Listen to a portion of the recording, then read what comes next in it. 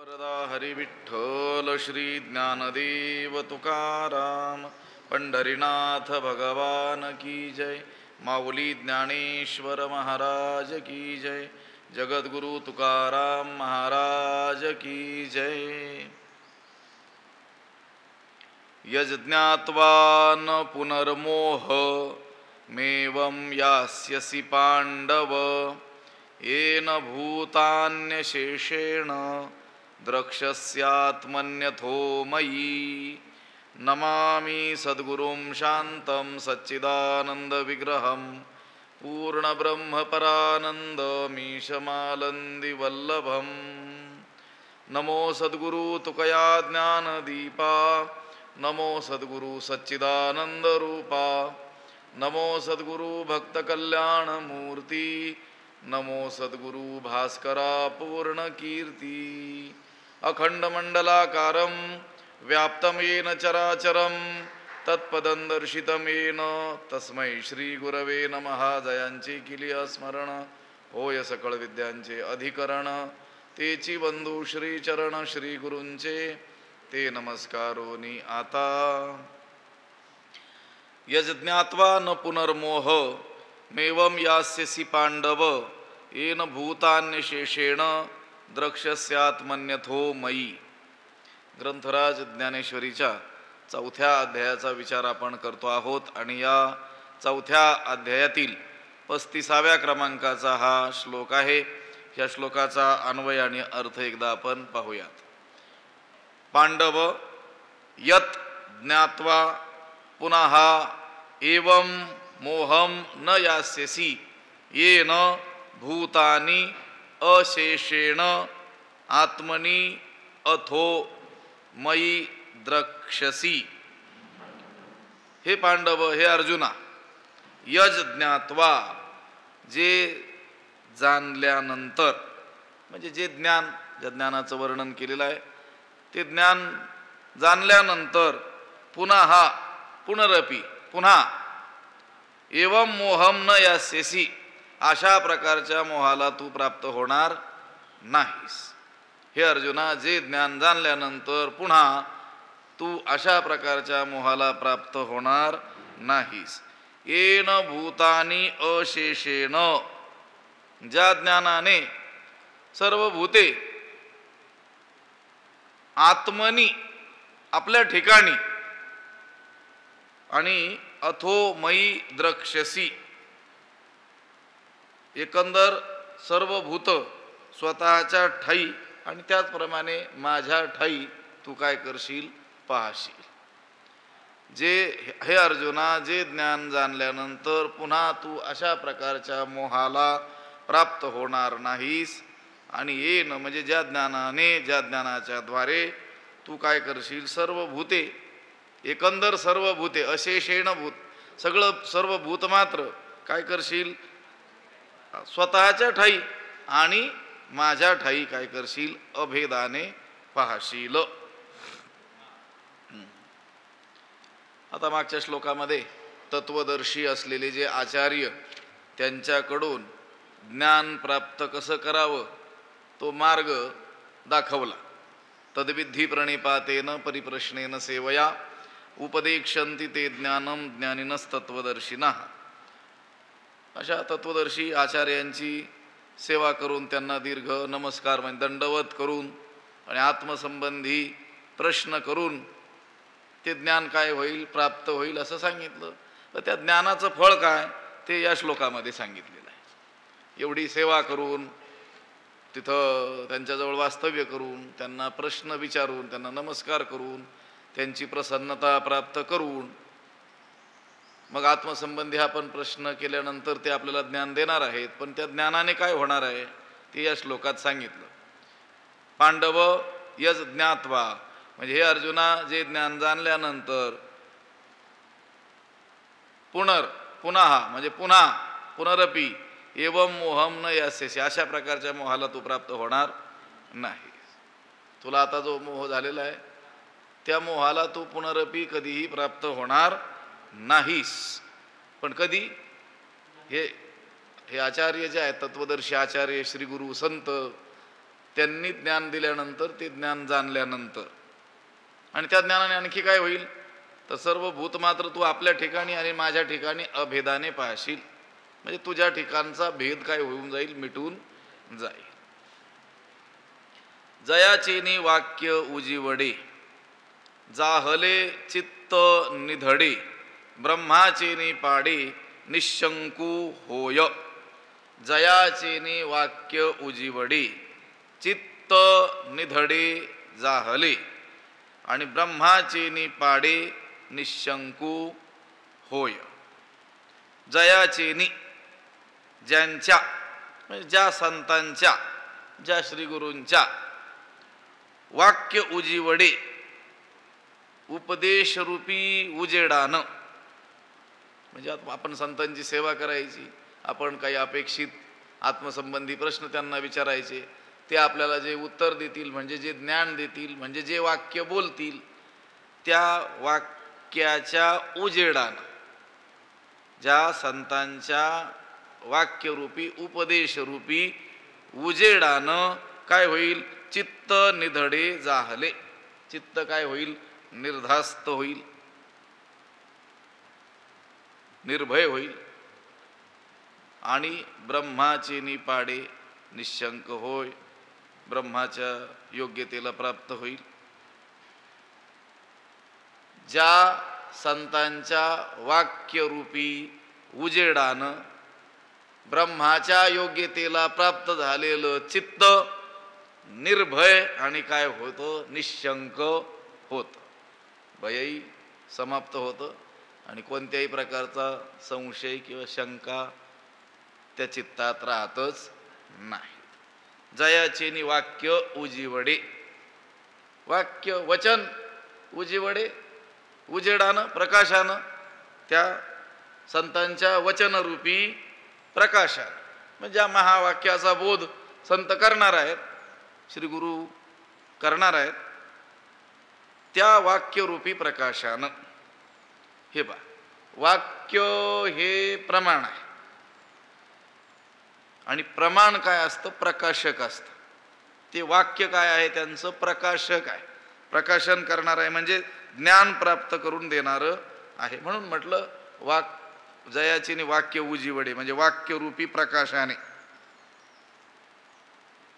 वेदांत शास्त्रामध्ये ज्ञानालाच काय म्हटलेलं आहे, प्रकाश म्हटलेलं आहे, आणि अज्ञानाला अंधकार म्हटलेलं आहे. अंधकार रूपी जो अज्ञान रूपी अंधकार, हे संत श्रीगुरु आपल्या ज्ञानरूपी, आपल्या ठाई असलेल्या ज्ञानरूपी प्रकाशाने काय करतात, दूर करत असतात. गुरु शब्दाची व्युत्पत्ती कधीतरी सांगितली होती की नाही.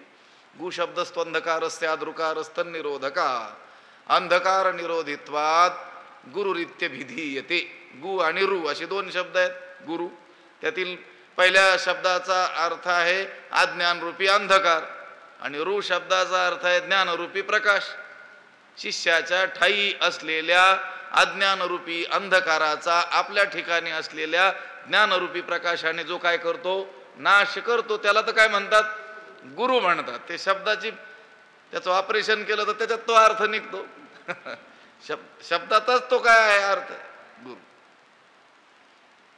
संत तेच किंवा गुरु तेच जे अज्ञान अंधकार काय करतात, दूर करतात. अज्ञान दूर करतात, ज्ञान प्रदान करतात, दुसरं काही देत नाहीत.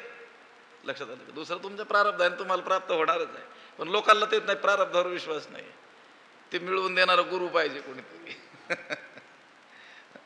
ज्ञानाशी काही हे नाही आहे. आता हेच स्थान बघा ना, हे वारकरी संप्रदायाचं उगम स्थान आहे, एका महान ग्रंथाचं रचनास्थान आहे. ज्ञानोबरायांची ही कर्मभूमी आहे, ज्याकरिता अवतार धारण केलेला आहे ते सगळं अवतार कार्य इथंच संपन्न झालेलं आहे. पण लोकांना ज्ञानाशी घेणं देणं आहे का? लोकांना काय हवा, चमत्कार. मी म्हणतो याच्यासारखा मोठा चमत्कारच नाही कुठे. ह्या स्थानासारखा चमत्काराच्या दृष्टीनं जरी पाहायचं असेल तर एका मेलेल्या माणसाला उठवून त्याच्याकडून हा अद्भुत ग्रंथ लिहून घेतला, एवढा चमत्कार कुठे असेल का? ग्रंथ हाच चमत्कार आहे मोठा. असं त्या ग्रंथातील ज्ञानानं हा अनंत काळ अज्ञानात पडलेला हा जीव ब्रह्मरूपतेला काय होतोय, प्राप्त. हा साधा चमत्कार आहे का? संत आपल्याला ते देणार आहेत जे या जगात कोणी दुसरं देऊ शकत नाही. ज्ञान देणार आहे. आणि त्या ज्ञानानं हे अज्ञान अंधकार काय होणार आहे, नाहीसा होणार आहे. ते दुसरं काही देणार नाहीत. ते काय देणार आहेत, ज्ञान देणार आहेत. म्हणजे उपदेश करणार आहेत, तुम्हाला काही वचनं देणार आहेत. आणि हेच काय आहे, त्यांचं अमूल्य दान आहे. कृपादान केले संती कल्पांती ही सरेना. आणि तेच खरे दाते आहेत ना. दाता तोची एक जाणा. काय करतो तो, काय देतो, नारायणाचं स्मरण दान करतो. कोणतं दान देतो, स्मरण रूपी दान, जे कोणीच करून देऊ शकत नाही.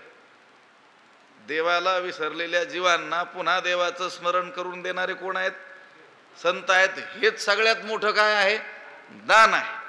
आपल्याला व्यावहारिक दान अपेक्षित आहेत. म्हणजे पर्यायाने काही इच्छितो आपण, दुःखच इच्छितो. लक्षात आलं. आणि ते साक्षात सुखरूप असलेल्या परमात्म्याची प्राप्ती करून देणारे आहेत. कशाच्या माध्यमातून, ज्ञानाचं. ही त्यांची जी वचनं आहेत ना, हेच मोठं दान आहे आपल्यासाठी. तो आपला ठेवा आहे. आपण तो जतन केला पाहिजे आपल्या आपल्या सामर्थ्याप्रमाणे. ज्याच्यात जेवढं सामर्थ्य असेल त्यानं तो ठेवा काय करावा, जतन करावा.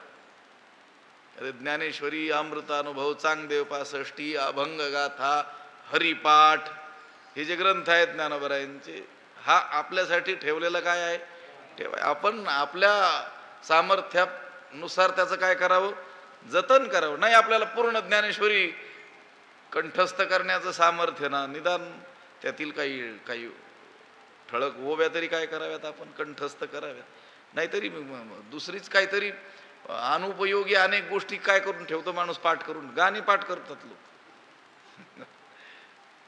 पसायदान तरी पाठ असावं, हरिपाठ तरी काय असावा, पाठ असावा. हा आपल्याला त्यांनी ठेवलेला काय आहे, ठेवा आहे. त्याचं जतन करण्याचं जबाबदारी देखील कोणावर आहे, आपल्या. विषय जरी मी लांबवला असला तरी गोष्ट खरी ही आहे की ते नेमकं काय देतात, तर ते प्रकाश देतात, ज्ञान देतात. जयाचे वाक्य उजिवडे.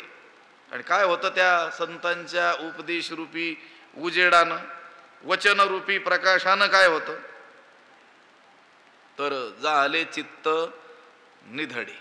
चित्त निधडे, निर्भय झालं, निर्धास्त. आणि कसं झालं, निशंक होय आणि शंकारहित. सद्गुरू आपल्याला जो महावाक्याचा उपदेश करतात, त्या उपदेशाचं काय सामर्थ्य आहे, त्या उपदेशानं काय होतं ते सांगतात. चित्त निधडे झाले. चित्त काय झालं, निर्भय झालं. ज्याच्यावर संतांची कृपा झाली त्याचं समस्त भय दूर झालं. हे अनेक भय आहेत ना जगामध्ये. सगळं जग काय आहे, कोण्या ना कोण्या भयानं काय आहे, ग्रस्तच आहे. पण त्या सगळ्या भयाच्या बुडाशी मरण भय आहे. भयसीमा मृत्यू हो असं म्हटलेलं आहे.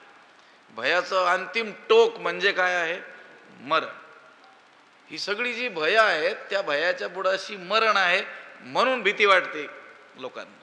सापाची भीती वाटते, चोराची भीती वाटते, व्याघ्रसिंहादिक हिंस्र पशूंची भीती वाटते, रोगादिकांची काय वाटते, भीती वाटते. त्याच्या बुडाशी काय आहे, मरण आहे. नान्यत्र मरणात भयम. या जीवाला मरणा वाचून दुसरं काही भय नाही. एवं नरस्य जातस्य नान्यत्र मरणात भयम. आधी उदाहरण दिलं त्यांनी. यथा पक्वा फलानाम पक्वानाम नान्यत्र पतनात भयम एवं नरस्य जातस्य नान्यत्र मरणात भयम. त्यांनी सांगितलं, झाडाला पिकलेलं फळ, त्या फळाला त्या फांदीपासून तुटून खाली पडण्याव्यतिरिक्त दुसरं भय नाही. पतनात अन्यत्र भयम न असती. त्याला पडण्याशिवाय दुसरं काही भय आता नाही आहे. अगदी त्याचप्रमाणे एवं अशा रीतीनंच नरस्य जातस्य समूळ मानव मात्राला किंवा समूळ जीवांना मरणाशिवाय दुसरं काय नाही आहे. तुका म्हणे वाहे मरणाचे भय, रक्षणा उपाय करुनी असे. सगळेजण मरण भय बाळगतात आणि ह्या भयापासून आपलं रक्षण कशाने होईल याची चिंता करत राहतात. जो जो प्रयत्न करतात तो मरण टाळण्याकरताच करतात. लक्षात आलं का? टळत नाही ती गोष्ट वेगळी आहे. पण त्या मरणालाही मारता येतं बरं. मरण माझे मरून गेले, मज केले अमर. कोणी संतजनांनी माझ्यावर कृपा केली, मला जाणीव करून दिली. अमर आहा खरे की पहा खोटे हे, न म्हणा देह माझा ऐसा मग भरवसा कळेल. माझ्या अमरत्वाची जाणीव त्यांनी मला करून दिली. मरण असेल ते कशाला? देहाला असेल. भीत नाही आम्ही आपुल्या मरणा. आम्ही आता आमच्या मरणाला देखील भीत नाही, कारण मरण ते शरीराला होणार आहे, त्या शरीराधिकाशी माझा काहीच संबंध नाही आहे. हे कळेल कुणामुळं? संतांमुळं.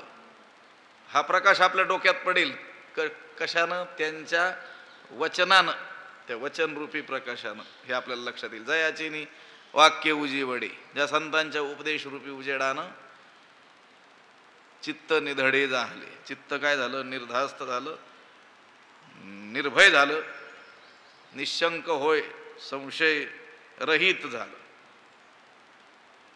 गुरुच्या मुखातून आलेलं जे महावाक्य, त्या महावाक्याच्या श्रवणाने शिष्याच्या ठाई असलेलं द्वैत काय होतं? नष्ट होतं. आणि त्याचं चित्त आत्मस्वरूपामध्ये काय होतं? स्थित होतं. झाले चित्त निधडे, निर्भय झालं त्याचं चित्त, त्याची भीतीच निघून गेली. ही जी सगळी भयं आहेत ना, त्या भरतृ आणि मोठी यादीच दिलेली आहे. भोगे रोग भयम, कुले च्युती भयम, वित्ते नृपालाद भयम. कशाचं भय आहे, कशाचं भय आहे? सर्वम वस्तू भयान्वितम भुवी नृणाम वैराग्यमेवा भयम. सगळं जगच भयग्रस्त आहे म्हटले. ते वैराग्य शतकात वैराग्याचं महत्त्व सांगताना वैराग्यमेवा भयम, वैराग्य एकमेव अभय आहे म्हटले, भीतीरहित आहे. पण त्या सगळ्या या प्राकृत जी सगळी भयं आहेत, अगदी मरण भयासह असलेली भय, त्या भयाची जन्मभूमी द्वैत आहे. द्वितीयाद वै भयम भवती, श्रुतीचं वचन आहे. वेदानं सांगितलं भय कुठं जन्म घेतं? द्वितीयाद वै भयम भवती.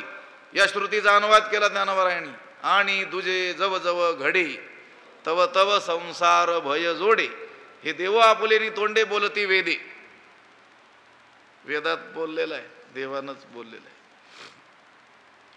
द्वितीयत्वाची कल्पना केली, आपल्याहून कोणी वेगळा आहे असं आपण मान्य केलं की तिथं भयानं जन्म घेतला समजा. भयम द्वितीयाभिनिवेशत स्यात्, भागवतात सांगितलेलं आहे.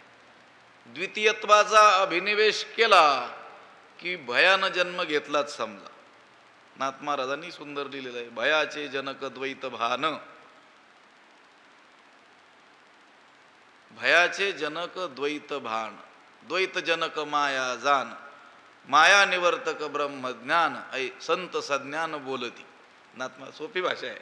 भयाचे जनक द्वैत भान, द्वैत प्रतीती, द्वैत मान्य केलं की भयानं जन्म घेतला. या संतांच्या उपदेशरूपी प्रकाशानं चित्त निर्भय होणार आहे. म्हणजे काय होणार आहे? ते संत आपल्याला अद्वैतात प्रतिष्ठित करणार आहेत. आपलं समूळ द्वैत त्यांच्या वचनांनी काय होणार आहे? नष्ट होणार आहे. मग द्वैतच नष्ट झालं तर जिथं भय जन्म घेतं ती भूमीच काय झाली? नष्ट झाली. मग भय समूळ काय झालं? नष्ट झालं. भय काय? भय निरसली खंती. जन्मालो त्याचे आजी फळ झाले साचे, तुम्ही सांभाळिले संती, भय निरसली खंती. आमचं भयही नष्ट झालं. खंती म्हणजे आमची चिंता. चिंता देखील आमची अवघी चिंता वारली. चिंता देखील काय झाली? समूळ नष्ट झाली. त्या संतांच्या वचनांनी आपल्याला आत्मस्वरूपाची, हरीची काय होणार आहे? प्राप्ती होणार आहे. हरी आला हाता मग कैची भय चिंता. मग कसली भीती आली? तो स्वतः आला सर्वत्र मीच सच्चिदानंद स्वरूप आहे, माझ्याहून कोणी वेगळा त्याला उरतच किंबहुना चराचर आपण झाला तोच एकटाच. आणि मग त्याच्याहून कोणी भिन्न नसेल तर भयाचं काय कारण आहे? भय कोणापासून होतं? स्वभिन्न, स्वविरोधी, स्वबलवान असं कोणी असेल तर भय निर्माण होतं. आपल्याहून कोणी भिन्न आहे, आपल्या तो विरोधी आहे असं मान्य केलं आणि तो बलवान देखील आहे, मग काय होत असतं माणसाला? भय होतं. मुख्य गोष्ट आहे आपल्याहून कोणी भिन्न आहे हे मान्य केलं की भय जन्माला झालं. पण हे संत आपल्याला त्यांच्या वाक्यरूपी प्रकाशानं अद्वैतात प्रतिष्ठित करणार आहेत. आपलं दर्शन आपल्याला घडवून देणार आहेत. माझ्या योग्यतेला आलं काय? चित्त. सांगत असतो की नाही आपण किती वेळ, चित्तम चिद इति जानीयात तकार रहितो यदी तकारो विषयाध्यास. हा चित्त, त्याच्यात दोन तकार आहेत. एक तकार जर काढला, पूर्ण तकार, आकार मात्रे सहित असलेला तकार जर काढला तर एकच चित्त शिल्लक राहतं. चित्त शब्दातील तकार काढला की काय राहतं? चित्त. चित्त हे काय? परमात्म्याचं स्वरूप आहे, सच्चिदानंद घन सच्चित ज्ञानस्वरूप असं आहे. मग ते चित्ताचंच काय होतं? चित्त. कशाने? जयाचे वाक्य उजेवडी, ज्यांच्या वाक्यरूपी प्रकाशाने. हे पहा, श्री गुरु महावाक्याचा उपदेश करतात. काना वचनाची भेटी, सरिसाची पै किरीटी, वस्तू होवनी उठी कवणू एकू. ठीक आहे, विरळा का असे ना, जो महाभाग्यवान आहे, अनंत जन्म साधना करतो आहे, त्याच्यावर श्री गुरु कृपा झाली, प्रसन्न झालेले आहेत श्री गुरु आणि त्याला बोध देत आहेत. आता त्याची सगळी भूमिका अगोदर तयार असल्यामुळं फक्त तेवढंच शिल्लक राहिलेलं होतं. मलविक्षेपादी दोष तर त्याने काय केलेले आहेत? निवृत्तच केलेले आहेत. आवरण दोष शिल्लक आहेत, त्याच्या निवृत्तीसाठी देखील तो प्रयत्नरत आहे. साधन चतुष्टय संपन्न तो अधिकारी आहे. आता फक्त त्या श्रीगुरूंनी कानात सांगायचं राहिलेलं आहे. कानात म्हणजे ते वाक्य उच्चारण्याचं राहिलेलं आहे. कानात म्हणजे प्रत्यक्ष कानाजवळ जाऊनच नाही. आता हे संत जे सांगतात हे महावाक्याचा उपदेशच आहे आपल्यासाठी. आता अभंगगाथा असेल, ज्ञानोबरायांचे सर्व ग्रंथ असतील, अनेक संतांच्या ज्या रचना असतील, त्या म्हणजे काय आहेत? महावाक्यच आहे ना आपल्यासाठी. असं प्रत्यक्ष थोडंच कानाजवळ येऊन सांगायचंय म्हणून. आता हे अमर हा खरे की पहा खोटे, हे आपल्यासाठी तत्वमसी महावाक्याचा काय केलेला आहे? उपदेशच केलेला आहे. महावाक्याचंच उच्चारण आपल्यासाठी केलेलं आहे. मग ते अनेको वेळेस आपल्या कानावर आदळलं, पण आपल्याला काय बोध झालेलं नाही असं आहे. पण ते त्यांनी सांगितलं, काना वचनाची भेटी सरिसाची पै किरीटी. भेटी सरिसी, त्या कान त्या सत्शिष्याचा आणि श्री गुरुचं वचन यांची फक्त भेट, आणि त्या भेट होता क्षणीच तो ब्रह्मरूपतेला काय होऊन जातो? प्राप्त होऊन जातो. म्हणजे त्याचं चित्त ब्रह्माच्या योग्यतेला येतं आणि ते काय होतं? निधड म्हणजे निर्भय होतं. आणि कसं होतं? निशंक होतं. जर जास्त झालं काय विस्तार, जयाचे निवाक्य उजिवडे, जाहले चित्त निधडे, ब्रह्माचे निपाडे निशंक होय. ते वेळी असं झाल्यानंतर श्री गुरूंनी महावाक्याचा उपदेश केला. त्यांच्या मुखातून निघालेलं वाक्य त्या वचनाच्या प्रकाशानं याचं चित्त ब्रह्माच्या योग्यतेला आलं. ते निर्भय झालं, निशंक झालं. कोणत्याही प्रकारची शंका त्याच्या ठायी राहिली नाही. लक्षात आलं का? ब्रह्माच्या बरोबरीला त्याचं चित्त आलं. हे एक एक काय सांगावे, जया त्रैलोक्याची आघवी, मी ऐसे स्वभावे बोधा आले. चराचर किंबहुना चराचर आपण झाला. ज्ञानोबराय म्हणतात, तया ही देह एकुकीर आथी. असा ब्रह्मात्मबोधाला प्राप्त झालेला जो महात्मा असेल, आपल्यासारखा तो देहधारी आहे. तया ही देह एकुकीर आथी, लौकिकी सुखदुःखी तया ते म्हणती. लौकिकातील लोक याला सुख झालं दुःख झालं असं म्हणतात. पण ज्ञानोबराय म्हणतात, आमचा अनुभव मात्र आम्हाला असा सांगतो, परी आम्हा ते ऐशीची प्रतीती परब्रह्मची. हा साक्षात कोण आहे? परब्रह्मच आहे. देहाने नाही ब्रह्म होत आहेत, देहाने नाही. लक्षात आलं का? हे चित्त आहे ना, ते ब्रह्मरूपतेला प्राप्त होतं. खरी गोष्ट अशी आहे की ह्या चित्ताने त्या ब्रह्माला जीवत्व आणलेलं आहे.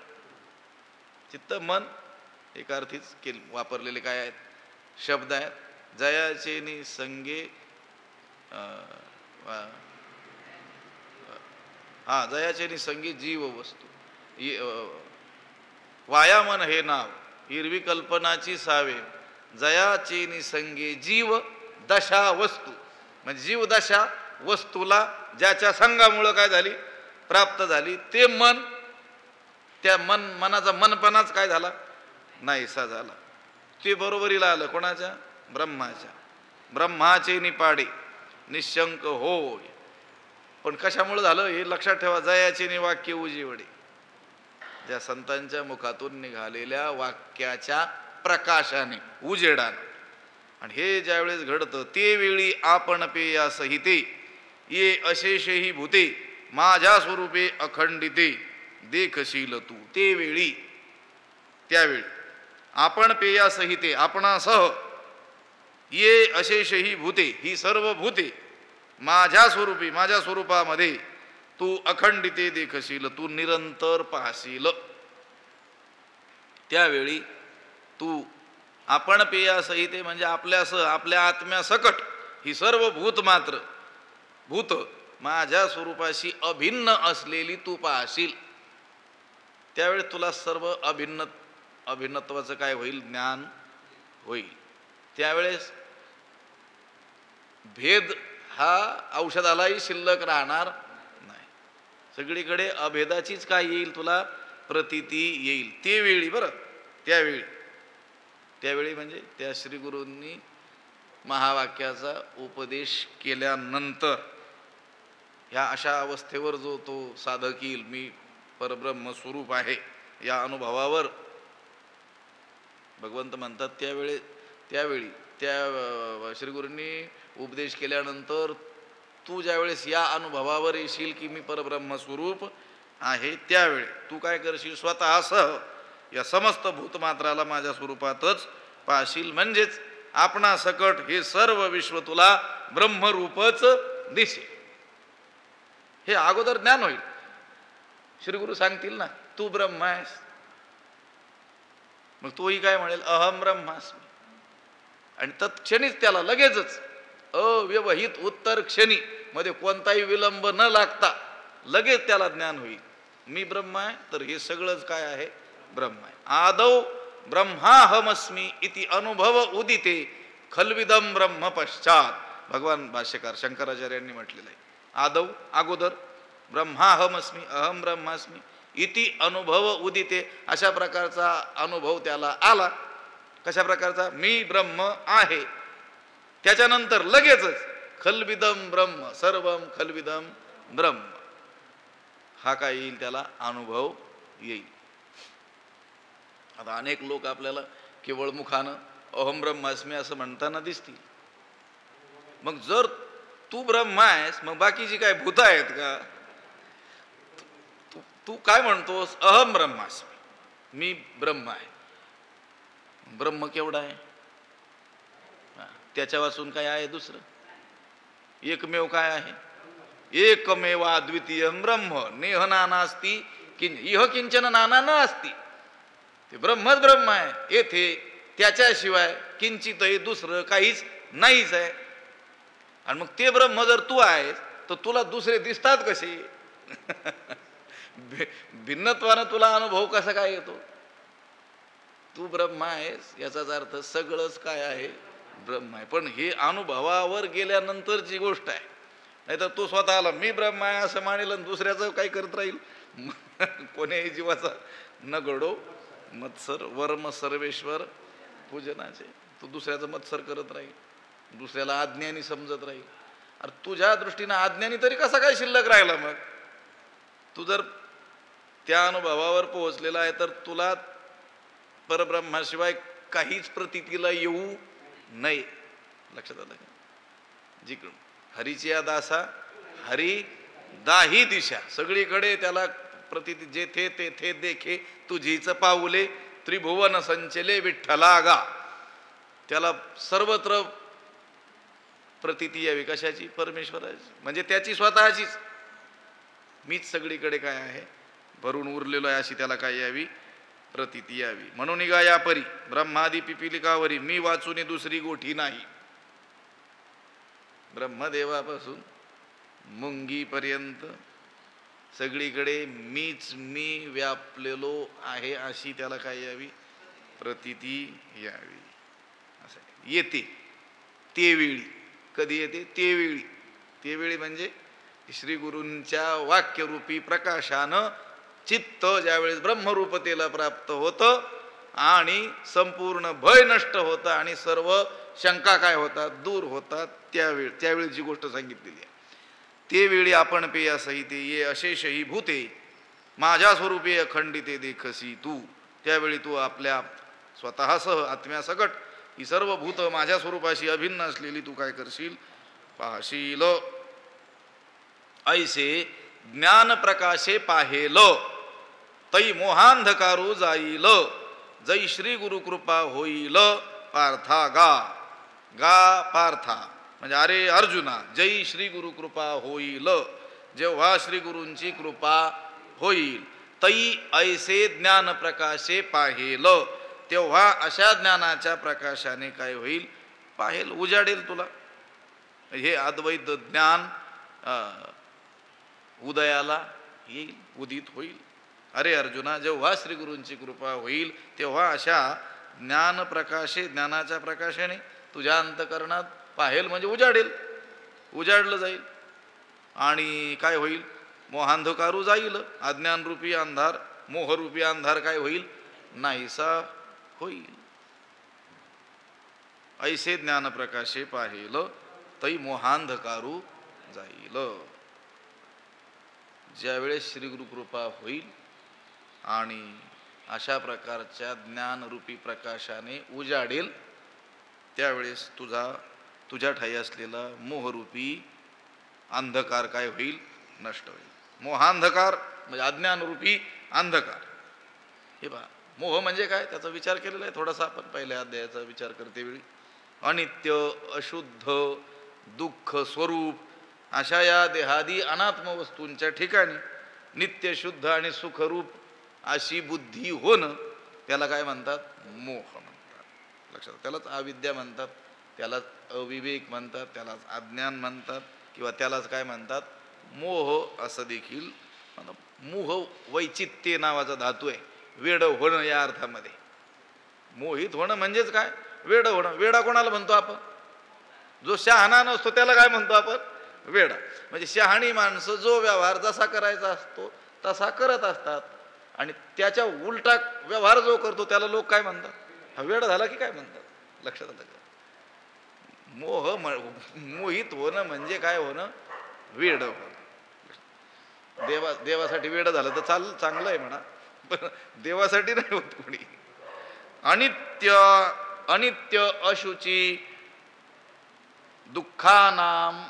दुःखानात्मसु नित्यशुची सुखात्मख्याती ही अविद्या. योगदर्शनात सांगितलेलं आहे.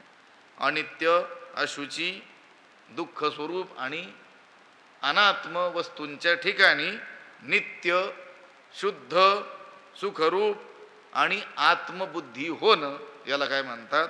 अविद्या म्हणतात, त्यालाच मोह म्हणतात. आणि हा मोह गुरूंच्या कृपेनं म्हणजे गुरूंच्या वाक्यानंच काय होणार आहे? नष्ट होणार आहे. तैसीच गुरुकृपा उखा उजळली, ज्ञानाची ओतपली पडली, तेत साम्याची वृद्धी उघडली, तयाची दिठी. अर्जुनानं काय सांगितलं? भगवंताच्या वाक्य उपदेशानं आपला मोह गेला अशी कबुली त्यानं दिली की नाही? नष्टो मोह स्मृतिर्लब्धा त्वत्प्रसादान मयाच्युत स्थितोस्मी गत संदेह. मग तो म्हणतो करिष्ये वचनन. पहिल्या अध्यायात कुठं म्हटलं? ते म्हणतो सांगितलं होतं युद्ध कर म्हणून. ते शेवटी म्हणतो कधी? मोह गेल्यानंतर म्हणतोय. आणि मोह गेला तुझ्या वचनांनी असं त्यानं काय केलं? कबुली दिलेली आहे. ऐसे ज्ञान प्रकाशे पाहेल तै मोहांधकारू जाईल. पण कधी? जय श्री गुरु कृपा होईल पार्थागा. ज्या वेळेस श्री गुरु कृपा होईल त्यावेळेस ऐसे ज्ञान प्रकाशे पाहेल. हे असं ज्ञान अद्वैत ज्ञान त्याचा उदय होईल आणि अज्ञानरूपी अंधार काय होईल? नष्ट होईल. पण हे कधी घडेल? गुरुकृपा होईल त्यावेळेस. याला म्हणतात गुरुकृपा. कशाला? मोह नष्ट होणं, ज्ञान प्राप्त होणं, अद्वैत ज्ञान प्राप्त होणं, याचं नाव गुरुकृपा. लक्षात आलं? आपण कशालाही कृपा म्हणतो. व्यावहारिक पदार्थ प्राप्ती झाली त्याला देखील काय म्हणतो आपण? कृपा झाली म्हणून. कृपा शब्दाचा अर्थ आहे कुपुरक्षणे धातू आहे, रक्षण करणं. याचं नाव काय आहे? कृपा. त्या धातू अर्थ तसा आहे त्याचा. कृपा शब्दाचा मोठा विस्तार आहे. स्वार्थम अनपेक्ष पर दुःख प्रहरण इच्छा कृपा. पण कुठेही गाडीवर लिहितात लोक नानांची कृपा, म्हणजे नानांचे पैसे, एवढाच अर्थ असतो. दुसरा काय अर्थ असतो? मग बंगल्यावर वगैरे लिहितात लोक. नाही, कृपा शब्दाचा अर्थ आहे स्वार्थ न पाहता दुःख दूर करणं, करी लाभावीन प्रीती. लाभाशिवाय ऐशी कळवळ्याची जाती करी लाभावीन प्रीती. कृपाळू हे तर गुरूंचं लक्षणही आहे. श्री गुरुच कोणाला म्हटलं जातं? जे श्रोत्रिय आहेत, ब्रह्मनिष्ठ आहेत आणि कृपाळू आहेत. संतांचंही लक्षण आहे कृपाळू. कृपाळू सज्जन तुम्ही संतजन, हेची कृपादान तुमचे मज. कृपाळू उदार माझा ज्ञानेश्वर. कृपाळू संत कृपाळू आहेत. कृपाळू हे लक्षणही सांगितलेलं आहे. कृपालुर कृत द्रोह स्थितिक्षु सर्वदेही नाम सत्यसारो नबद्धात्मा समस्सर्वोपकारक. भागवतामध्ये संतांची काही लक्षणं सांगितली. पहिलंच लक्षण कृपाळू सांगितलेलं आहे. नवल कृपाळुत्वाचे चित्त, जीवीचा जीव जीवी स्युत, दुःख हिरोणी सुख देत, कृपा अद्भुत या नाव. नाथ महाराज म्हणतात जीवांना प्राप्त असलेलं दुःख हिरावून घेऊन आपल्याला प्राप्त असलेलं सुख त्याला प्रदान करणं, त्याला काय म्हणतात? त्याला म्हणतात कृपा. जेणे आपण या होय दुःख ते परासी न करी निशेख, जेणे आपणासी होय सुख ते अवश्य करी प्राणी मात्रा, या नाव कृपाळुता. हे पहिले लक्षण संत नाथ महाराजांनी सांगितलेलं आहे. हे संतांचं हे पहिलंच लक्षण आहे कृपाळू. आणि अशी कृपा जर होईल, यालाच कृपा म्हणा बरं. दुसऱ्या गोष्टी मी आज पुन्हा सांगतोय दुसऱ्यांदा. ह्या अन्न मान धन हे तो प्रारब्धाधीन, त्याला काही कृपेची आवश्यकता नाही आहे. जे देवालाही मानत नाहीत ते सुद्धा आपल्यापेक्षा लक्षावधीपट श्रीमंत आहेतच की. ते त्यांच्या प्रारब्धाचा विषय आहे. ज्ञान प्राप्त होईल, मोह दूर होईल, तर समजायची आपल्यावर श्री गुरूंची कृपा झालेली आहे. मोह तसाच आहे, अज्ञान अंधकार तसाच आहे. पूर्वीची जी समजूत आहे, संसाराविषयीची आसक्ती आहे ती तशीच आहे, विषयासक्ती तशीच आहे. आणि आपण म्हणायचं कृपा झाली आमच्यावर. कसे डोंबल्याची कृपा झाली मग? कृपा झाली म्हणजे ह्या सगळ्या गोष्टी घडल्या पाहिजे. ऐसे ज्ञान प्रकाशे पाहेल तै मोहांधकारो जाईल, जय श्री गुरु कृपा होईल पार्थागा. पुंडलीक वरदा हरी विठ्ठल श्री ज्ञानदेव पंढरीनाथ भगवान की जय. माऊली ज्ञानेश्वर महाराज की जय. विठ्ठल विठ्ठल विठ्ठल. पुंडलीक वरदा हरी विठ्ठल श्री ज्ञानदेव पंढरीनाथ भगवान की जय. माऊली ज्ञानेश्वर. आता विश्वात्मके देवे येणे वाग्यज्ञे तोषावे, तोषोनी मज द्यावे पसायदान हे. जे खळांची व्यंकटी सांडो तया सत्कर्मी रती वाढो, भूता परस्परे पडो मैत्र जीवांचे दुरितांचे तिमिर जावो, विश्व स्वधर्म सूर्ये पाहो, जो जे वांछील तो तेला हो प्राणी जात, वर्षत सकळ मंगळी ईश्वर निष्ठांची मांदियाळी, अनवरत भूमंडळी भेटो तया भूता चला कल्पतरूंचे आरव